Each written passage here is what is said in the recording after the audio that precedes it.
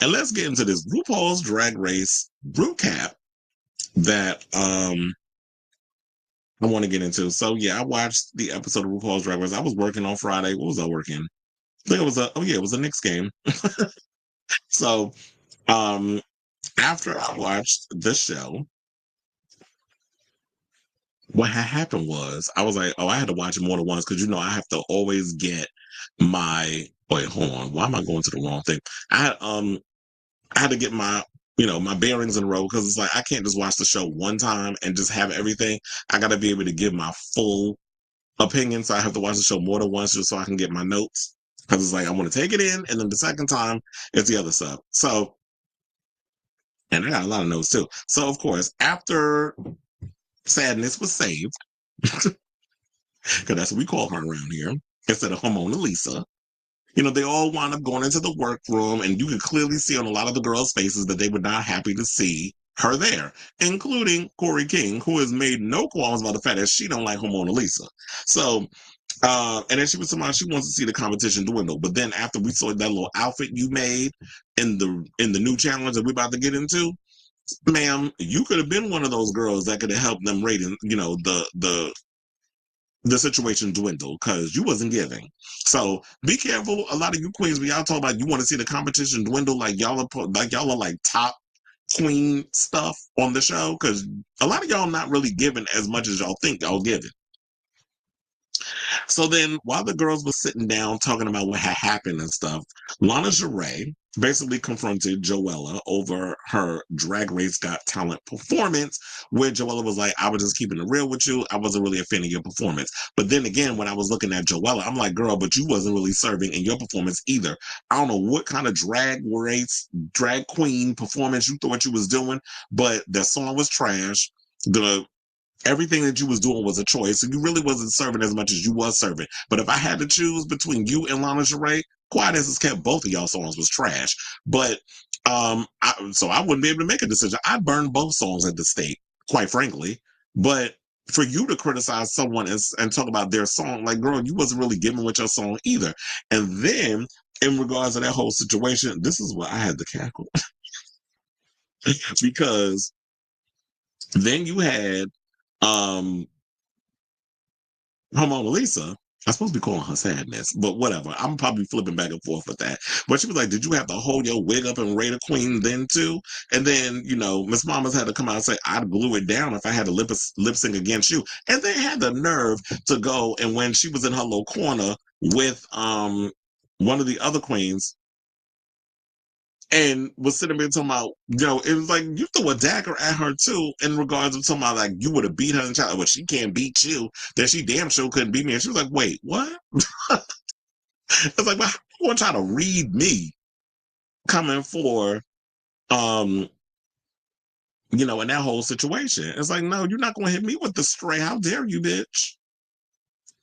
So also, so yeah, then they had that whole thing. She was talking about fix your mug, but then I had to post a picture online and was like, who wore it better in regards to that? Because I do not think that, when I look at somebody like damn, why am I forgetting names all of a sudden? When I started thinking about Joella and her overall look, I'm not getting her drag. I'm not feeling her drag. I don't like a lot of the looks and stuff that she delivers. So I mean, I don't want to come across sounding like a hater, but this is like, girl, you're not really serving what you think you're serving.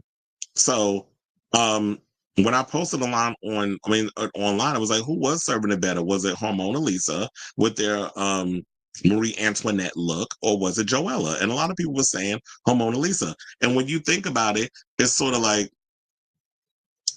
I don't mind them doing Marie Antoinette. That's why I was kind of like irritated when Michelle said that in the last episode, but she's like, oh, y'all need to stop doing Marie Antoinette. First of all, I don't think anybody will ever elevate to what Raja did. Raja has set the gold standard in regards of the Marie Antoinette look. But for the most part, and they can all do what they do and it's cute or whatever, nobody really stood out for me in the whole Marie Antoinette type of vibe that they were bringing. But if you could find a way to remix it and make it interesting or whatever the case is, why not do that? if you can bring something new or different to the table, I don't mind it. I'm not one of those people that's like, oh, well, y'all need to stop doing it forever, whatever, whatever, whatever. And I think it's because they probably seen it all that they become a little jaded. But if you feel like you're just going through the motions, you feel desensitized, and there's no, if you're bored with your job, then just quit. That's the way I see it. So then after that, we had the Monopulance. You earn everything challenge, where basically they had to pick like cards from Monopoly, and they had to make conventional looks based off of the color that they would choose, and they got money, whatever. I didn't understand the whole money thing. I just say they were just doing that for the sake of the challenge, but I was like, they didn't really walk away with no coins, so I didn't understand the point of them with the whole Monopoly situation. But I guess they were trying to endorse Monopoly. It was cute or whatever, so they did what they did. And in regards to the whole Monopoly thing, Mama Ru, after she was done with the whole Monopoly situation, she pulls out the Raider Queen booklet, which of course got the girls spooked. Well, some of them spooked and nervous. So they went through the whole situation. They were mad because Ariete had her little alliance and who they was voting on, and people was feeling a little salty about it, especially on your nerve in regards to the situation. And Ariete had a couple of things to say about it with her little facial expressions and going in confessional and saying hello, comment. Oh, y'all just mad because you didn't think of it. If you want to sit and save your friends, whatever the case was, that's cute or whatever. But I really feel like the whole Raider Queen thing was they're doing this performance thing. They're trying to cause drama and mess with the queens, and it worked. So then we got down to the challenges and that sort of thing. And the outfits, for the most part, I think there was a lot of good outfits. And then there was some that was a choice. So before we get to the outfits or whatever, then we had Anya, speaking of Anya Nerve, Anya and Jewel Sparks wound up getting into a head-to-head in the break room because Anya Nerve's outfit looked a little plain, so she needed to add a couple of accoutrements to her look so that way she could stand out a little bit. And so she asked Jules, can I use that trim or whatever case, or using the trim or whatever? She said yes. So I think what it was is she took the trim, she used it anyway, but I don't think she was going to use all of it, or who knows how much of the trim was there. But quiet as it's kept, no shade to you, Jules, but you with the rouging and all the other stuff, when you doing your little outfit and everything, I do not think that it would have elevated your outfit any more than it already was, because I just thought your dress was just okay looking anyway. You and Lydia Butthole Collins both did a rouging dress, and I don't really think that either one of y'all dresses really stood out for me. So, and I'll get to my best and worst looks eventually. I mean, in a second. But then Jules had the nerve to go to Ariete, and this is like with the little chancleta girls, when y'all be off in the corner with your little mira stuff, and then y'all be talking in Spanish, thinking like nobody knows you trying to read, and I have to cuss y'all ass out because you don't realize when people speak Spanish and that stuff. So they were kind of doing that off in the corner. But then you were doing like this thing where you literally are feet away from Anya, like she can't hear you. And so then Anya calls her out. They're going in on each other. And then she said, have your moment because you're not going to have too many more after this bitch, which I had to laugh at. But that was like reminding me of the Jasmine Kennedy moment when she was going into Diabetica. You want your moment? Go ahead, have it. Like it was given very much that. So then we get to the challenge where they had the overall looks. And looks was cute or whatever. Like you already see that Joella look was a choice. It was not cute. Lexi with the little hooker outfit and then just rolling out the dress on a pin. It was a cute effect, but the outfit personally did not stand out for me. Um, I definitely loved Ariete's outfit, especially with the hair. Like it was giving Evil Lynn tease with this look. Like I was feeling for it. That's what it was giving me. And I'll just get into all the other ones. Look, I wasn't even bothered by Sadness's gown. Sadness's gown was cute. But then again, speaking of Sadness's gown, let's also call out Sadness, because Lexi called out Sadness for cheating. She basically said that what you're not supposed to do is when you make your outfit, you're not supposed to use any accessories that you brought with you to to elevate your outfit. So apparently she called it out on camera, but then what I heard was Lexi technically didn't call it out on camera. Sadness actually brought it up on camera. But word on the curb is that she wasn't the only one that apparently used things that she brought from home on her outfit. According to Twitter, which some tweets was taken down, that Susie was another one that used some rhinestones on her headpiece. And Hormona was the one that brought it up on camera. So there was that.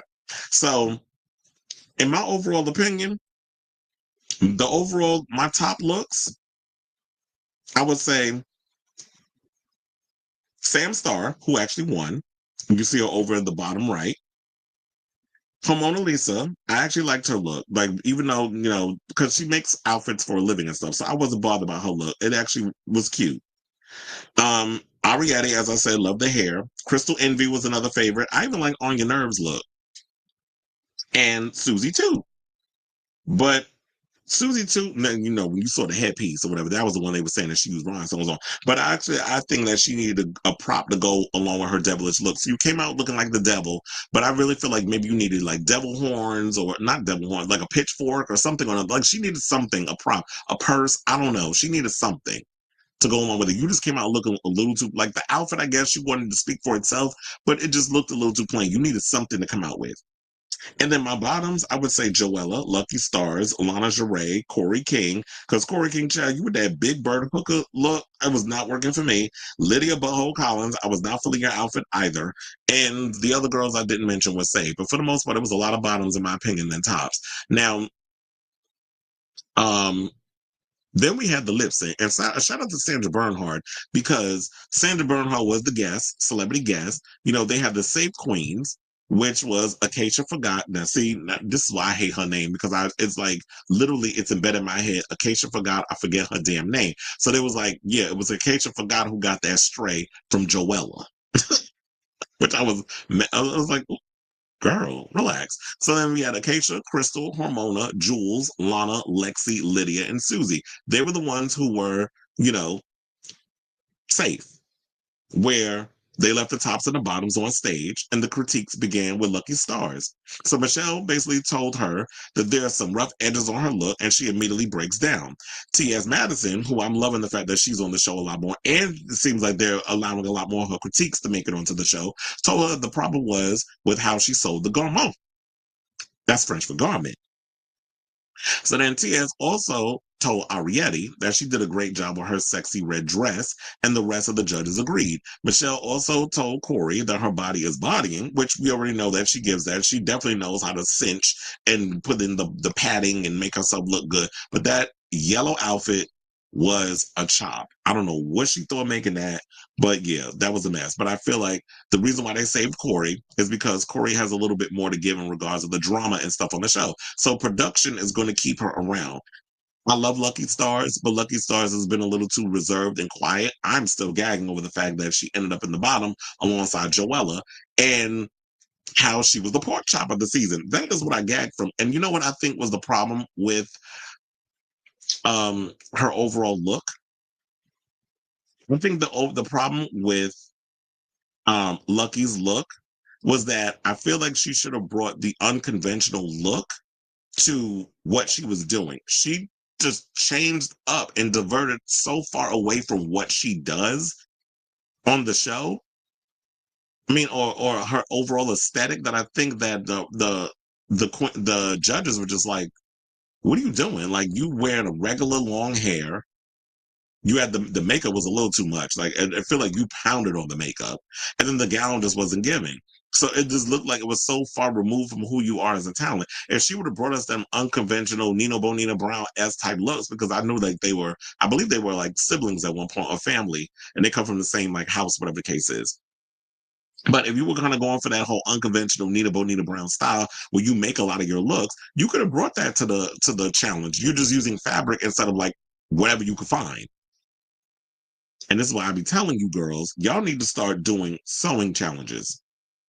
Cause I don't understand like how y'all running around here talking about in 17 seasons, you don't know how to sew. Knowing what this show is about, that they're gonna have a fashion challenge. And for Joella to come out and say, oh well, girls have skated by before without having to sew or whatever. And I was like, and bitch, and that's exactly why your ass was in the bottom.